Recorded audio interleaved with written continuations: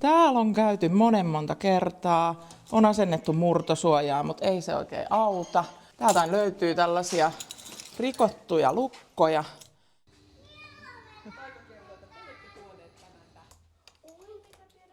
Tässä oli meidän defibrillaattori.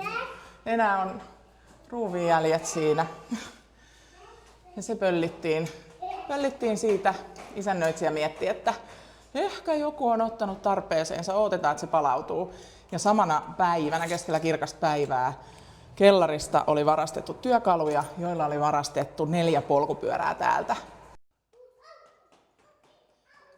Kerran joku oli bongannut, että joku ihminen yrittää vahingoittaa autoja vaahtosammuttimella, niin ilmoitti, että käykää tsekkaa autonne. Ja kun tää on ihan triplan vieressä, tänne pääsee helposti, niin ikinä ei tiedä, kuka tänne tulee, millä aikeilla, kuka asuu, kuka ei asu.